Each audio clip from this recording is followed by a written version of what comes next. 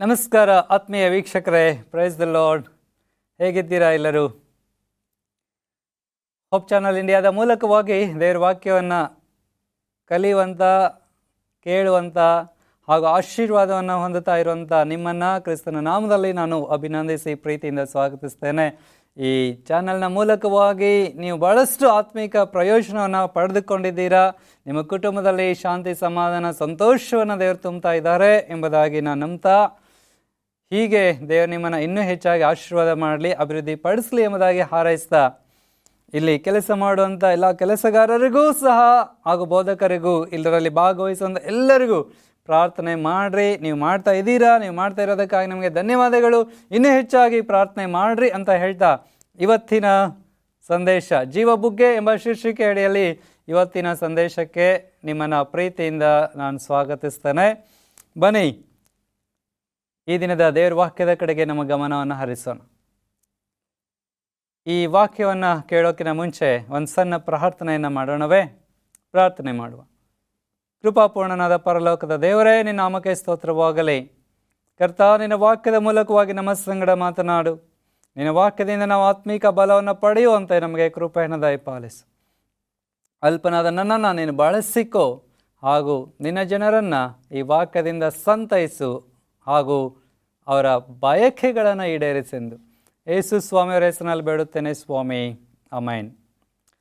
ಕ್ರಿಸ್ತನಲ್ಲಿ ಆತ್ಮೀಯ ದೇವರ ಮಕ್ಕಳೇ, ಈ ಲೋಕದಲ್ಲಿ ಜೀವಿಸುವಂಥ ಪ್ರತಿಯೊಬ್ಬೊಬ್ಬ ವ್ಯಕ್ತಿಗಳಿಗೂ ಒಂದಲ್ಲ ಒಂದು ವಿಧದಲ್ಲಿ ಸಮಸ್ಯೆಗಳಿದ್ದೇ ಇರುತ್ತೆ, ಹೌದಲ್ವಾ?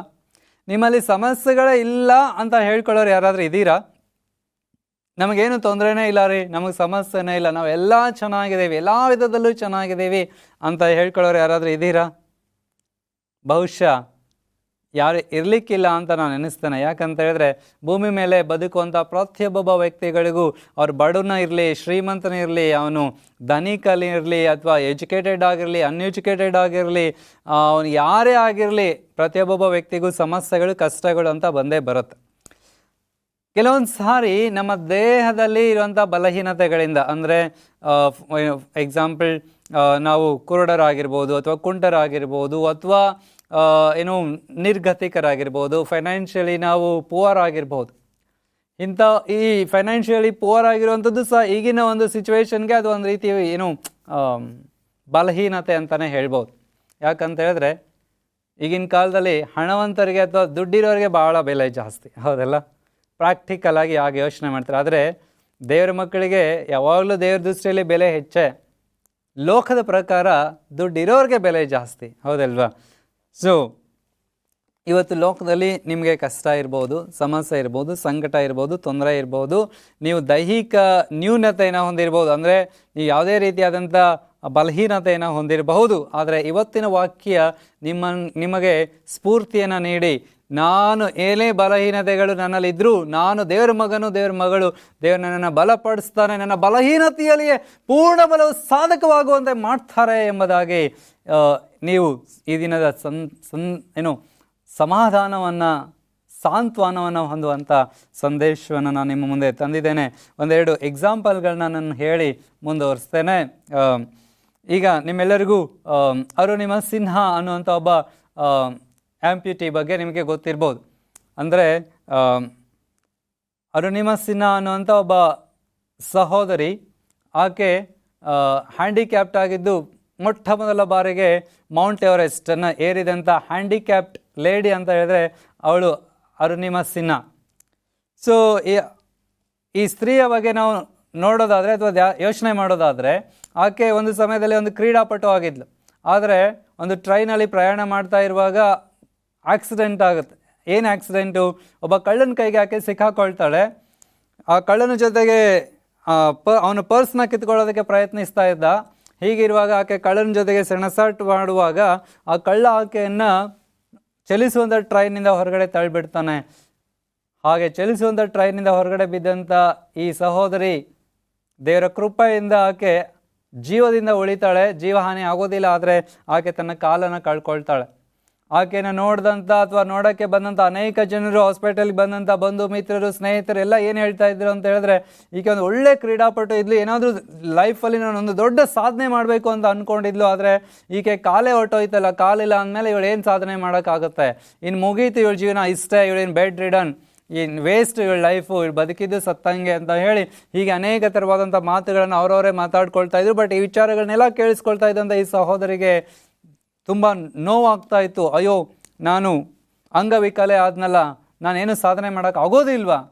ಆದರೆ ಆಕೆ ಬೇಸರಗೊಳ್ಳದೆ, ಇಲ್ಲ ನಾನು ಸಾಧನೆ ಮಾಡೋಕ್ಕೆ ಸಾಧ್ಯ ಇದೆ ಎಂಬುದಾಗಿ ತನ್ನಲ್ಲಿ ಒಂದು ಛಲವನ್ನು ಆಕೆ ಹೊಂದಿದವಳಾಗಿ, ಒಂದು ಗುರಿಯನ್ನು ಹೊಂದಿದವಳಾಗಿ ಆಕೆ ಆಸ್ಪತ್ರೆಯಿಂದ ಡಿಸ್ಚಾರ್ಜ್ ಆದಮೇಲೆ ಆಕೆ ನಡೆಯೋದಕ್ಕೆ ಪ್ರಾರಂಭ ಮಾಡ್ತಾಳೆ.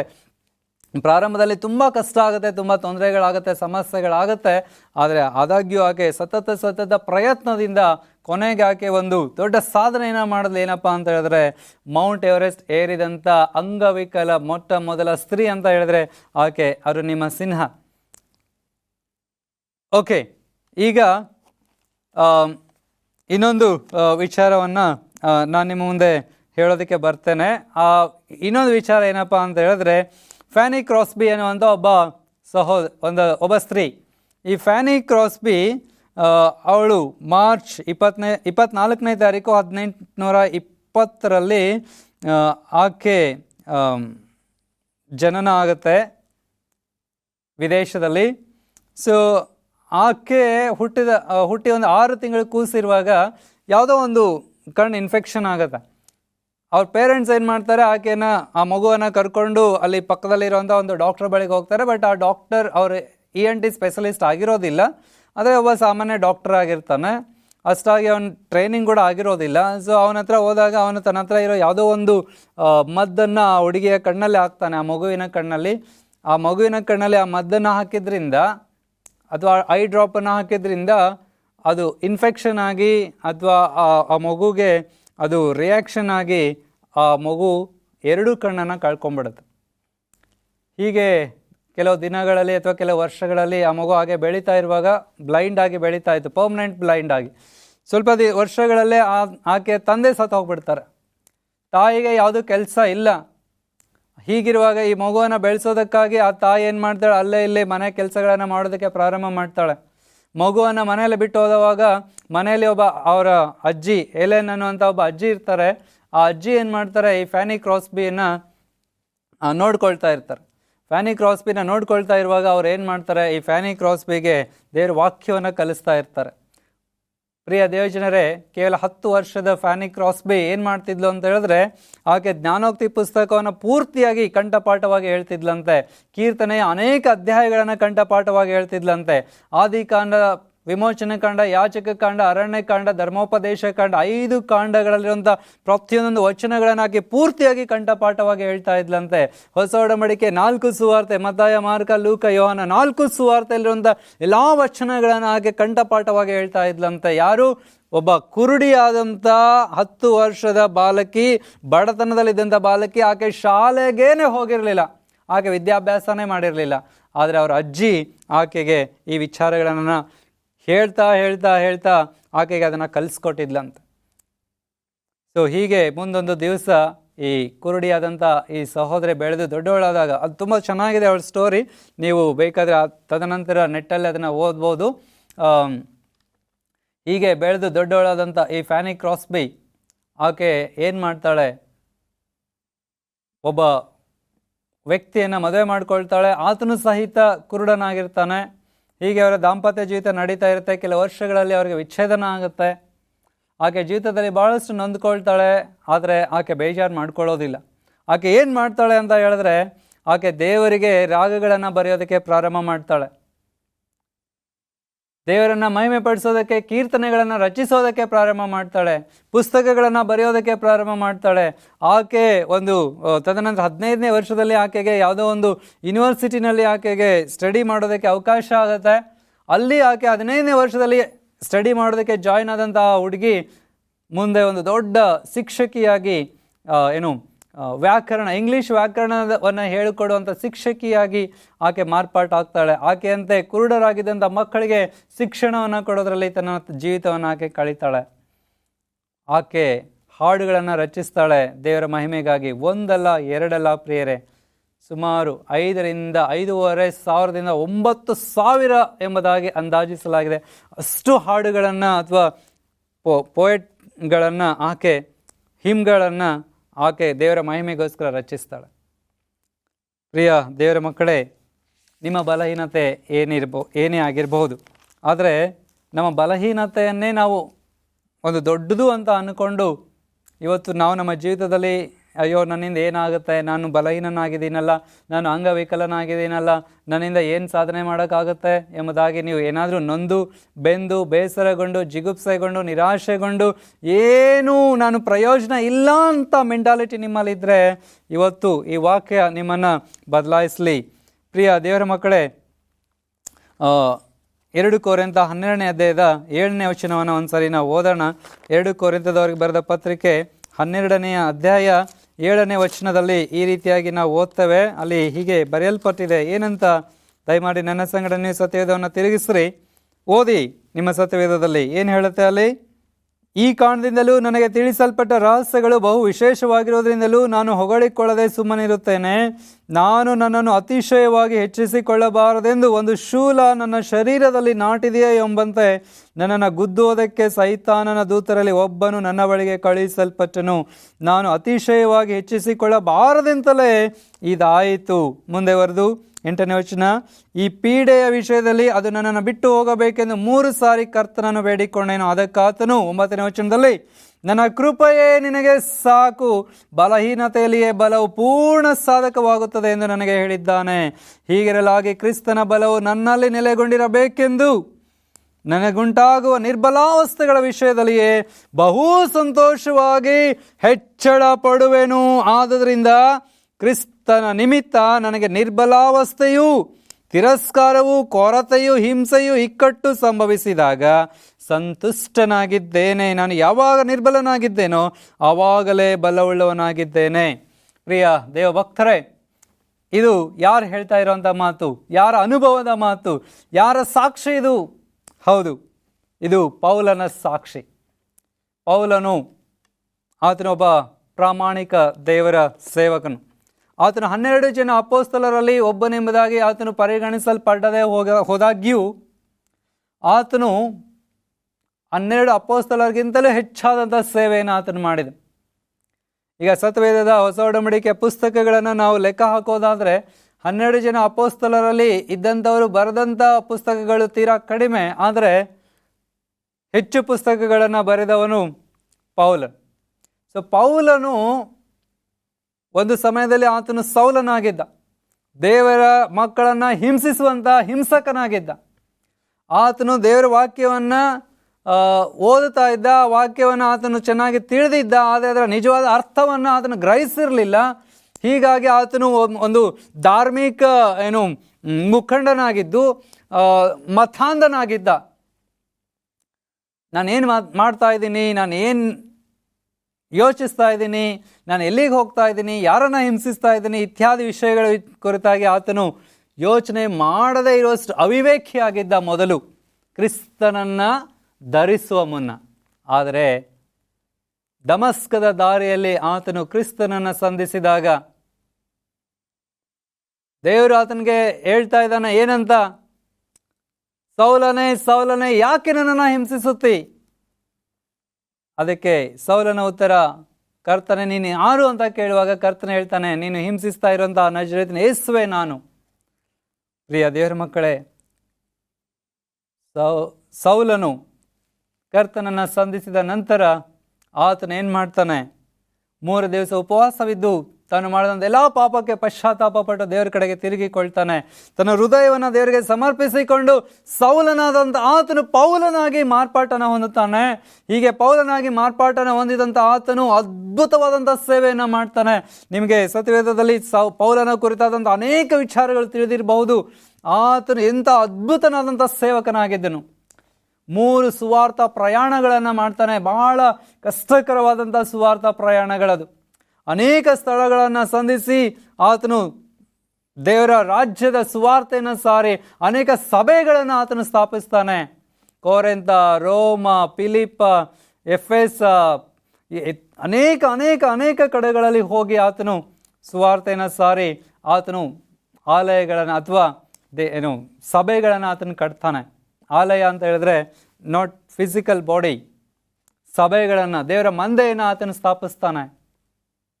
ಹೀಗೆ ಅದ್ಭುತವಾದಂಥ ಸೇವೆಯನ್ನು ಮಾಡ್ತಾನೆ. ಆತನಲ್ಲಿ ದೇವರ ಆತ್ಮನ ಬಲ ಎಷ್ಟು ತುಂಬಿತ್ತು ಅಂತ ಹೇಳಿದ್ರೆ, ಬರೀ ಆತನ ಕೈ ಪಾವುಡವನ್ನು ತೆಗೆದುಕೊಂಡು ಹೋಗಿ ಎಲ್ಲೋ ಇದ್ದಂಥ ರೋಗಿಯ ಮೇಲೆ ಹಾಕಿದ್ರೆ ಆತನ ರೋಗ ಸ್ವಸ್ಥವಾಗ್ತಾ ಇತ್ತು. ಅಷ್ಟೊಂದು ದೇವರ ಆತ್ಮನ ಬಲದಿಂದ, ದೇವರ ಶಕ್ತಿಯಿಂದ, ದೇವರ ಪ್ರಭಾವದಿಂದ ತುಂಬಿಸಲ್ಪಟ್ಟಂಥ ವ್ಯಕ್ತಿ ಪೌಲನಾಗಿದ್ದನು. ಆದರೆ ಪೌಲನ ಜೀವಿತದಲ್ಲಿ ಒಂದು ಸಮಸ್ಯೆ ಇತ್ತು. ಬೇರೆಯವರನ್ನು ವಾಸಿ ಮಾಡೋದಕ್ಕೆ ಶಕ್ತಿಯನ್ನು ಹೊಂದಿದಂಥ ಪೌಲನ ಜೀವಿತದಲ್ಲಿ ಒಂದು ಸಮಸ್ಯೆ ಇತ್ತು. ದೇವರ ಮಕ್ಕಳೇ, ಇವತ್ತು ನಮ್ಮ ಜೀವಿತದಲ್ಲಿ ಕಷ್ಟಗಳು ಬಂದಾಗ, ಸಮಸ್ಯೆಗಳು ಬಂದಾಗ, ತೊಂದರೆಗಳು ಬಂದಾಗ ನಾವು ಬೇರೆಯವರನ್ನು ನೋಡಿ, ಅನ್ಯರನ್ನು ನೋಡಿ ನಾವು ಮನಸ್ಸಲ್ಲಿ ಬೇಜಾರು ಮಾಡ್ಕೊಳ್ತೇವೆ. ದೇವರನ್ನು ನಾವು ಒಂಥರ ದೂಷಿಸ್ತೇವೆ. ಹೇಗೆ ಅಂತ ಹೇಳಿದ್ರೆ, ನೋಡು ಅವ್ರು ಅನ್ಯರು, ಅವ್ರು ದೇವರನ್ನು ಅರಿಯದವರು, ಅವ್ರು ವಿಗ್ರಹ ಆರಾಧಕರು, ಇತ್ಯಾದಿ ಇತ್ಯಾದಿ ಇತ್ಯಾದಿ ದೇವರಿಗೆ ವಿರುದ್ಧವಾಗಿ ತಪ್ಪುಗಳನ್ನು ಮಾಡ್ತಿದ್ದಾರೆ. ಆದರೂ ದೇವರು ಅವ್ರನ್ನ ಚೆನ್ನಾಗಿಟ್ಟಿದ್ದಾರೆ. ನಾವು ದೇವರಿಗೆ ಅನುಸಾರವಾಗಿ ನಡ್ಕೊಳ್ತೇವೆ, ಸಬ್ಬತ್ತನ್ನು ಕೈಕೊಳ್ತೇವೆ, ಅಥವಾ ದೇವರ ವಾಕ್ಯವನ್ನು ಅನುಸರಿಸ್ತೇವೆ, ಆಜ್ಞೆಗಳನ್ನು ನಾವು ಕೈಕೊಳ್ತೇವೆ, ಕ್ರಿಸ್ತನ ಮೇಲೆ ಭರವಸೆ ಇಟ್ಟಿದ್ದೇವೆ, ನಂಬಿಕೆ ಇಟ್ಟಿದ್ದೇವೆ, ಪ್ರೀತಿ ಇಟ್ಟಿದ್ದೇವೆ, ದಶಮಾಂಶ ಕಾಣಿಕೆಗಳನ್ನು ಕೊಡ್ತೇವೆ, ಇತ್ಯಾದಿ ಇತ್ಯಾದಿ ಎಲ್ಲಾನು ಮಾಡ್ತೇವೆ. ಆದರೆ ನಮಗೆ ಯಾಕೆ ಕಷ್ಟ, ನಮಗೆ ಯಾಕೆ ಸಮಸ್ಯೆ, ನಮಗೆ ಯಾಕೆ ತೊಂದರೆ? ದೇವ್ರು ನನ್ನ ಜೀವಿತದಲ್ಲಿ ಯಾಕಿಂತ ಬಲಹೀನತೆಯನ್ನು ಇಟ್ಟಿದ್ದಾನೆ? ನಾನು ಯಾಕೆ ಅಂಗವಿಕಲನಾಗಿದ್ದೇನೆ? ನಾನು ಯಾಕೆ ತೊಂದರೆಯಲ್ಲಿದ್ದೇನೆ? ನಾನು ಯಾಕೆ ರೋಗದಲ್ಲಿ ಬಿದ್ದಿದ್ದೇನೆ? ನಾನು ಯಾಕೆ ಸಂಕಟದಲ್ಲಿ ಬಿದ್ದಿದ್ದೇನೆ? ನಾನು ಯಾಕೆ ಅಂತ 108 ಚಿಂತೆಗಳನ್ನು ಇಟ್ಕೊಂಡು ದೇವರನ್ನು ದೂಷಿಸ್ತಾ, ಪ್ರಾರ್ಥನೆ ಮಾಡೋದನ್ನು ನಿಲ್ಲಿಸ್ತಾ, ವಾಕ್ಯವನ್ನು ಧ್ಯಾನ ಮಾಡೋದನ್ನು ನಿಲ್ಲಿಸ್ತಾ, ದಿನೇ ದಿನೇ ದಿನೇ ದಿನೇ ದೇವರ ಬಳಿಗೆ ಹೋಗೋದಕ್ಕೆ ಬದಲಾಗಿ ದೇವರಿಂದ ಹಿಂದೆ ಹಿಂದೆ ಹಿಂದೆ ಹೋಗ್ತಾ ದೇವರಿಗೆ ದೂರವಾಗಿದ್ದು ಲೋಕದ ಮಲಿನತ್ವಗಳಲ್ಲಿ ತುಂಬಿಕೊಂಡು ಪಾಪದ ಆಲೋಚನೆಗಳಲ್ಲಿ, ಪಾಪದ ಸ್ವಭಾವದಲ್ಲಿ, ನಿರೀಕ್ಷೆ ಇಲ್ಲದ, ನಿರೀಕ್ಷೆ ರಹಿತ ಜೀವಿತವನ್ನು, ಹೋಪ್ಲೆಸ್ ಜೀವಿತವನ್ನು ಜೀವಿಸೋದಕ್ಕೆ ನಾವು ಮನಸ್ಸು ಮಾಡ್ತೇವೆ. ಆದರೆ ಪೌಲನ ಜೀವಿತದಲ್ಲೂ ಸಮಸ್ಯೆ ಇತ್ತು ಅನ್ನೋದನ್ನು ನಾವು ಇವತ್ತು ಭಾಳ ಸ್ಪಷ್ಟವಾಗಿ ಅರ್ಥ ಮಾಡ್ಕೋಬೇಕು. ಅಷ್ಟು ದೊಡ್ಡ ಸೇವಕನಾದಂಥ ಪೌಲ ಅಷ್ಟು 100 ಜನರನ್ನು, ಯೂತಿಕನು ಸತ್ತು ಹೋಗಿದ್ದ, ಮಾಡಿ ಮೇಲಿಂದ ಬಿದ್ದು ಆ ಯೌವನಸ್ಥ ಸತ್ತು ಹೋದಂಥ ಯೂತಿಕನನ್ನ ಜೀವವನ್ನು ಕೊಟ್ಟು ಎಬ್ಬಿಸಿದಂತಹ ಅಷ್ಟು ದೇವರ ಬಲದಿಂದ ತುಂಬಿದಂತಹ ಪೌಲ, ಸತ್ತು ಹೋದಂಥ ವ್ಯಕ್ತಿಯನ್ನ ಎಬ್ಬಿಸಿದಂಥ ಪೌಲ ಏನಾಗಿದ್ದ? ಬಲಹೀನನಾಗಿದ್ದ. ಆತನ ಹೇಳ್ತಾ ಇದ್ದಾನೆ, ನನ್ನ ದೇಹದಲ್ಲಿ ಒಂದು ಶೂಲ ಇತ್ತು, ನನ್ನ ದೇಹದಲ್ಲಿ ಒಂದು ಶೂಲ ಇದೆ ಅಂದರೆ ಒಂದು ಸಮಸ್ಯೆ ಇದೆ.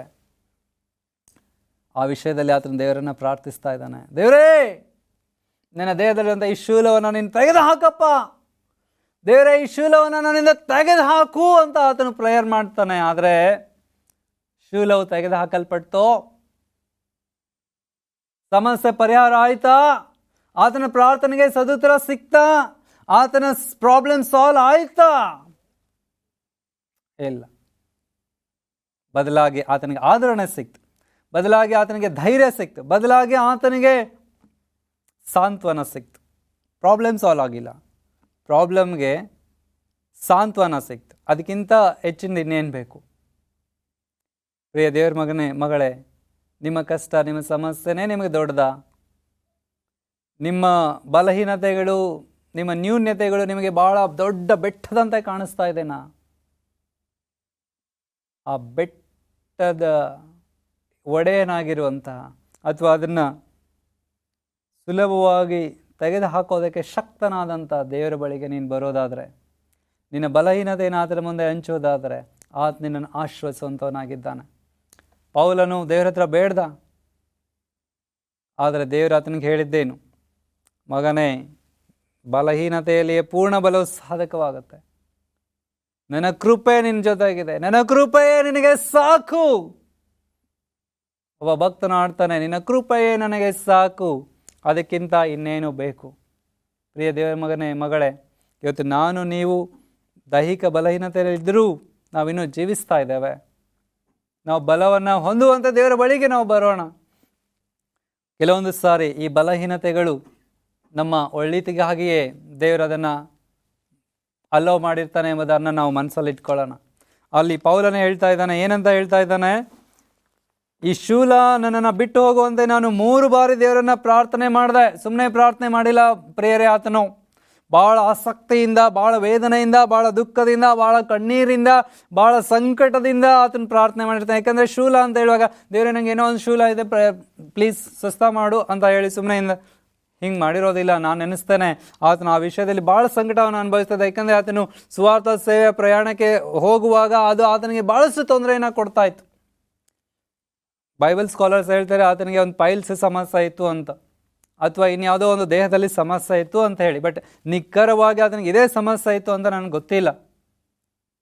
ಯಾಕಂದರೆ ಪೌಲ ಅದು ಏನು ಸಮಸ್ಯೆ ಅಂತ ತನ್ನ ಪತ್ರಿಕೆಯಲ್ಲಿ ಬರೆಯೋದಿಲ್ಲ. ಆದರೆ ಸಮಸ್ಯೆ ಇತ್ತು ಅನ್ನೋದನ್ನು ಮಾತ್ರ ಆತನ ಬರೀತಾನೆ. ಆದರೆ ಆತನ ಅದನ್ನು ಪಾಸಿಟಿವ್ ಆಗಿ ತಗೊಳ್ತಾನೆ. ಹೇಗೆ ಆತನ ಅದನ್ನು ಪಾಸಿಟಿವ್ ಆಗಿ ತೆಗೆದುಕೊಳ್ತಾನೆ? ಆ ಶೂಲ ನನ್ನಲ್ಲಿ ಇದ್ದಿದ್ದು ಯಾಕೆ ಅಂತ ಹೇಳಿದ್ರೆ, ನನ್ನನ್ನು ನಾನು ಹೆಚ್ಚಿಸಿಕೊಳ್ಳದಂತೆ, ತಗ್ಗಿಸಲ್ಪಡುವಂತೆ, ಪರಲೋಕದ ದೇವರ ಮುಂದೆ ಸರ್ವಶಕ್ತನು, ಭೂಮಿಯಾಕಾಶಗಳ ಒಡೆಯನು, ಈ ಲೋಕವನ್ನು ಅದರಂಥ ಸಮಸ್ತವನ್ನು ಕೇವಲ 6 ದಿನಗಳಲ್ಲಿ ಸೃಷ್ಟಿ ಮಾಡಿ 7ನೇ ದಿವಸದಲ್ಲಿ ವಿಶ್ರಮಿಸಿಕೊಂಡಂಥ ಸಬ್ಬತ್ತಿಗೆ ಒಡೆಯನಾಗಿರುವಂಥ ಆ ದೇವರ ಮುಂದೆ ನನ್ನನ್ನು ನಾನು ತಗ್ಗಿಸಿಕೊಳ್ಳುವುದಕ್ಕಾಗಿ, ಆ ದೇವರ ನಾಮವನ್ನು ಮೇಲೆತ್ತುವುದಕ್ಕಾಗಿ, ಆತನನ್ನು ಘನಪಡಿಸೋದಕ್ಕಾಗಿ, ಆತನನ್ನು ಕೀರ್ತಿಸೋದಕ್ಕಾಗಿ, ಆತನನ್ನು ಆಡಿ ಅರಸಿ ಕೊಂಡಾಡೋದಕ್ಕಾಗಿ, ಆತನ ನಾಮವನ್ನು ಇಡೀ ಲೋಕಕ್ಕೆ ಪ್ರಚಾರ ಮಾಡೋದಕ್ಕಾಗಿ ದೇವರು ನನ್ನ ದೇಹದಲ್ಲಿ ಈ ಒಂದು ಬಲಹೀನತೆಯನ್ನು ಇರೋದಕ್ಕೆ ಅಲೋ ಮಾಡಿದ್ದಾನೆ. ಆ ಮುಖಾಂತರವಾಗಿ ನನ್ನನ್ನು ನಾನು ಹೆಚ್ಚಿಸಿಕೊಳ್ಬಾರ್ದು, ನಾನು ತಗ್ಗಿಸಲ್ಪಡಬೇಕು. ಎಷ್ಟರ ಮಟ್ಟಿಗೆ ಪೌಲ ತನ್ನನ್ನು ತಾನು ತಗ್ಗಿಸಿಕೊಳ್ತಾನೆ? ಆತನು ಹೇಳ್ತಾನೆ, ನಾನು ಈ ಕಾಲ ಕಸಕ್ಕೆ ಸಮಾನ ಅಂತ ಹೇಳ್ತಾನೆ. ಆತನು ಹೇಳ್ತಾನೆ, ನನಗಿರುವಂಥ ಪದವಿ, ನನಗಿರುವಂಥ ಜ್ಞಾನ, ನನಗಿರುವಂಥ ತಿಳುವಳಿಕೆ. ಅವನು ಗಮಲಿಯೇಲನ ಶಿಷ್ಯ. ಗಮಲಿಯೇಲ ಯಾರು? ಆಗಿನ ಕಾಲದಲ್ಲಿ ಒಬ್ಬ ದೊಡ್ಡ ಜ್ಞಾನಿ ಅವನು. He was a scholar in those days. ಅವನ ಶಿಷ್ಯ ಈತನು. ಅಂದರೆ ಈತನು ಎಷ್ಟು ಜ್ಞಾನಿಯಾಗಿದ್ದ? ಅಷ್ಟು ಜ್ಞಾನಿಯಾದಂಥ ಈ ಪೌಲ ಹೇಳ್ತಾನೆ, ಈ ನನ್ನ ಜ್ಞಾನ, ಈ ನನ್ನ ತಿಳುವಳಿಕೆ, ನನಗಿರುವಂಥ ಶಕ್ತಿ, ನನಗಿರುವಂಥ ಬಲ, ಇದೆಲ್ಲ ಏನಿದು? ಇದು ತೃಣಮೂಲ. ಇದು ಏನಿದು? ಒಂಥರ ಕಸಕ್ಕೆ ಸಮಾನ. ಇದು ಏನು ದೊಡ್ಡದಲ್ಲ. ಇದು ದೇವರು ನನ್ನ ಮುಂದೆ ಇಟ್ಟಿರುವಂಥ ನೀತಿಯ ಬಿರುದು, ನಿತ್ಯ ಜೀವವೆಂಬ ಆ ಬಿರುದನ್ನು ನಾನು ಹೊಂದಿಕೊಳ್ಳೋದಕ್ಕಾಗಿ ನನ್ನನ್ನು ನಾನು ತಗ್ಗಿಸಿಕೊಂಡು ಎದೆ ಬೊಗ್ಗಿದವನಾಗಿ ನನ್ನ ಓಟದಲ್ಲಿ ನಾನು ಸ್ಥಿರಚಿತ್ತನಾಗಿ ನಾನು ಓಡ್ತಾ ಇದ್ದೇನೆ. ಮೈ ಡಿಯರ್ ಚರ್ಚ್, ಇವತ್ತು ನಿಮ್ಮ ಓಟ ಯಾವ ಕಡೆ ನಡೆದಿದೆ? ಯಾವ ಕಡೆ ಓಡ್ತಾ ಇದ್ದೀರಾ? ಲೋಕದ ಕಡೆ ಮುಖ ಮಾಡಿ ಲೋಕದ ಜನರಂತೆ ನಾನು ಇರಬೇಕು, ಲೋಕದವರಂತೆ ನಾನು ಕಾರು, ಬಂಗ್ಲೆ ಇತ್ಯಾದಿ, ಇನ್ನೊಂದು ಮತ್ತೊಂದು ಮಗದೊಂದು, ಅದು ಇದು ಆಯಿತು, ದೇವರು ನಿನಗೆ ಅದನ್ನು ಆಶೀರ್ವಾದವಾಗಿ ಕೊಟ್ಟರೆ ತೆಗೆದುಕೋ. ಆದರೆ ಸಾಲ ಸೂಲ ಮಾಡಿ, ಇನ್ನೊಂದು ಮಾಡಿ, ಮತ್ತೊಂದು ಮಾಡಿ, ಅವ್ರಿವ್ರು ತಲೆ ಹೊಡೆದು ಮೋಸ ಮಾಡಿ, ಲಂಚ ತಗೊಂಡು ಇತ್ಯಾದಿ ಇತ್ಯಾದಿ ಇತ್ಯಾದಿ ದೇವರಿಗೆ ವಿರುದ್ಧವಾದಂಥ ಕಾರ್ಯಗಳನ್ನು ಮಾಡಿ ನಾನು ಅಭಿವೃದ್ಧಿಯಾಗಿ ಇರ್ತೀನಿ ಅನ್ನೋದಾದರೆ ವ್ಯರ್ಥ. ಪ್ರಿಯ, ದೇವ್ರ ವಾಕ್ಯ ಹೇಳ್ತಾ ಇದೆ, ನನ್ನ ಕೃಪೆ ನಿನಗೆ ಸಾಕು, ನಿನ್ನ ಬಲಹೀನತೆಯಲ್ಲಿ ನನ್ನ ಬಲವನ್ನು ಪೂರ್ಣ ಸಾಧಕವಾಗೋದು. ಹೀಗಿರೋದ್ರಿಂದ ಪ್ರಿಯ ದೇವರ ಮಗನೇ, ದೇವರ ಮಗಳ, ನಿನ್ನ ಬಲಹೀನತೆ ಏನೇ ಇರಲಿ ಸಂತೋಷವಾಗಿರು. ದೇವ್ರನ್ನ ಆರಾಧಿಸು, ದೇವ್ರನ್ನ ಸ್ತುತಿಸು, ದೇವ್ರನ್ನ ಕೊಂಡಾಡು. ಈ ಲೋಕ ಶಾಶ್ವತ ಅಲ್ಲ. ನಾನು ಎಲ್ಲ ಅಂಗಾಂಗಗಳಿದ್ರಿ ಇಂದೆಲ್ಲ ನಾಳೆ ನಾನು ಸಾಯಲೇಬೇಕು. ಕಾಯಿಲೆ ಇದ್ರೂ ನಾನು ಸಾಯಬೇಕು, ಕಾಯಿಲೆ ಇಲ್ಲ ಅಂದ್ರೂ ನಾನು ಸಾಯಲೇಬೇಕು. ಮನುಷ್ಯನ ಜೀವನ ಶಾಶ್ವತವಲ್ಲ ಪ್ರಿಯರೇ. ಒಂದು ದಿವಸ ನಾವು ಈ ಲೋಕವನ್ನು ಬಿಟ್ಟು ಹೋಗಬೇಕು. ಆದುದರಿಂದ ದೇವರು ನಮ್ಮ ಸಂಗಡ ಇದ್ದಾನೆ. ನಿನ್ನ ದೇಹದಲ್ಲಿರುವಂಥ ಮುಳ್ಳು ಯಾವುದೇ ಆಗಿರಲಿ ಅದನ್ನು ದೇವರ ಮುಂದೆ ಒಪ್ಪಿಸಿಕೊಡು. ನಿನ್ನ ಬಲಹೀನತೆಯನ್ನು ತೆಗೆದುಹಾಕಿ ತನ್ನ ಬಲದಿಂದ ನಿನ್ನನ್ನು ತುಂಬಿಸ್ತಾನೆ. ಕೀರ್ತನೆಗಳ 34ನೇ ಅಧ್ಯಾಯದಲ್ಲಿ ಸ್ವಾಮಿ ವಾಗ್ದಾನ ಮಾಡಿದ್ದಾನೆ, ಯೆಹೋ ನೀತಿವಂತರ ಕೂಗನ್ನು ಕೇಳಿ ಎಲ್ಲ ಕಷ್ಟಗಳಿಂದ ಅವರನ್ನು ಬಿಡಿಸ್ತಾನೆ. ಆ ನಂಬಿಕೆಯಿಂದ ಪ್ರಾರ್ಥನೆ ಮಾಡಿ ದೇವರು ನಿಮ್ಮ ಕಷ್ಟದಿಂದ ನಿಮ್ಮನ್ನು ತಪ್ಪಿಸ್ತಾನೆ. ಪ್ರಾರ್ಥನೆ ಮಾಡುವ. ನಮ್ಮ ಪರಲೋಕದ ದೇವರೇ, ಈ ವಾಕ್ಯವನ್ನು ಕೇಳಿ ತಮ್ಮ ಜೀವಿತವನ್ನು ನನಗೆ ಒಪ್ಪಿಸಿಕೊಡುವಂಥ ಎಲ್ಲ ಜನರ ದೇಹದಲ್ಲಿ, ಮನಸ್ಸಿನಲ್ಲಿ ಇರುವಂಥ ಮುಳ್ಳನ್ನು ನಜರೇತನ ಯೇಸು ಕ್ರಿಸ್ತನ ನಾಮದಲ್ಲಿ ತೆಗೆದುಹಾಕಿ ಅವರಿಗೆ ಶಾಂತಿ, ಸಮಾಧಾನ, ಸಂತೋಷವನ್ನು ಕೊಟ್ಟು ಅನುಗ್ರಹಿಸು. ಯೇಸು ಕ್ರಿಸ್ತನ ಹೆಸರಲ್ಲಿ ಪ್ರಾರ್ಥಿಸುತ್ತೇನೆ ತಂದೆಯೇ, ಆಮೇನ್. ನನ್ನ ಮನವಿ ಯೆಹೋವನನ್ನು ಕೊಂಡಾಡು, ನನ್ನ ಸರ್ವೇಂದ್ರಿಯ ಆತನ ಪವಿತ್ರ ನಾಮವನ್ನು ಕೀರ್ತಿಸ್ರಿ. ನನ್ನ ಮನವಿ ಯೆಹೋವನನ್ನು ಕೊಂಡಾಡು, ಆತನ ಮಾಡಿದ ಉಪಕಾರಗಳು ಒಂದನ್ನು ಮರೆಯಬೇಡ. ಆಮೇನ್. Praise the lord. ದೇವರು ನಿಮ್ಮ ಸಂಗಡ ಇರಲಿ. ಹೀಗೆ ದೇವರ ವಾಕ್ಯನ ವೀಕ್ಷಿಸ್ತಾ ದೇವರನ್ನ ಮಹಿಮೆ ಪಡಿಸಿ. ಶುಭ ದಿನ.